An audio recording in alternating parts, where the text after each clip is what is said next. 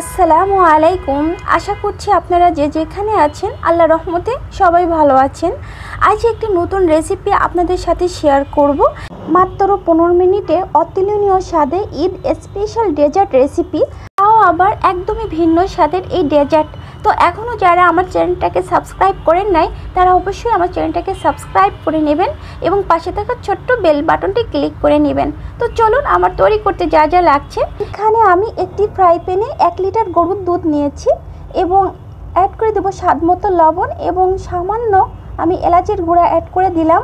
আর add করে দেব এখানে আমি সুজিটা আমি আগে থেকে ভেজে নিয়েছিলাম এবং এখানে অ্যাড করে দেব কিশমিশ এবং পেস্তা বাদাম কুচি অ্যাড করে দিয়ে আমি ভালো করে এই উপকরণগুলো মিশিয়ে নিব।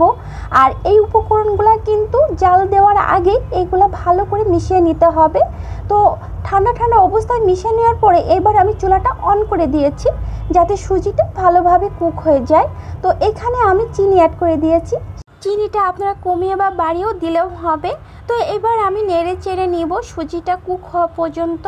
আর এই অবস্থায় কিন্তু অনবরত নাড়তেই হবে যাতে পাতিলের তলের থেকে না পুড়ে যায় বা লেগে না যায়, সেদিকে খেয়াল রাখতে হবে। তো এই যে এরকম হয়েছে সুজিটা, এবার আমি চুলার থেকে নামিয়ে ফেলবো। তো চুলাটা অফ করে দিয়েছি। এবার এদিকে একটি সার্ভিং ডিশ নিয়েছি, এর মধ্যে আমি সেট করে নেব এই সুজিটা আমি স্পেশালের সাহায্যে আমি একটু সমান করে দিচ্ছি যাতে কোনো দিকে উঁচু নিচু না থাকে, এই জন্য। তো এটা আমি এবার ঠান্ডা করে নেব।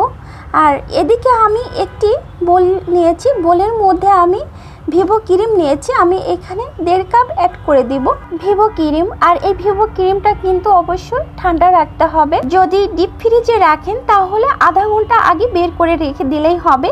তো একটি আমি বিটার দিয়ে বিট করে নিচ্ছি। তো বিট করা হয়ে গেছে, এবার আমি স্পেশালের সাহায্যে একটু গুছিয়ে নিচ্ছি। দেখেন ক্রিমটা কিন্তু পড়ে যাচ্ছে না। তো এদিকে যে সুজিটা আমি রান্না করে রেখেছিলাম এর উপরে আমি ছেদ করে দিচ্ছি, যে এইভাবে একটু সমান করে দিতে হবে যাতে কোনো উঁচু নিচু না থাকে। এই ক্রিমটা এমনভাবে সমান করে নিতে হবে। তো আমি এইভাবে সমান করে নিয়েছি। সুজিটা কিন্তু অবশ্যই ঠান্ডা রাখতে হবে। এইবার আমি ডেকোরেশনের জন্য নিয়েছি চেরি ফল কুচি। তো এইভাবে চেরি ফল কুচি দিয়ে এখানে আমি পেস্তা বাদাম কুচি অ্যাড করে দিয়েছি।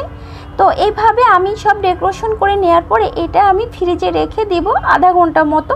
তারপর আধা ঘন্টা পর ফিরে এসে আমি এই ডেজার্টটি একটি ছুরির সাহায্যে কেটে দেখাচ্ছি যে এই ডেজার্টটা কতটা লোভনীয় হয়েছে। ঈদের আগের দিন তৈরি করে নরমাল ফ্রিজে রেখে দিলেও কিন্তু হবে।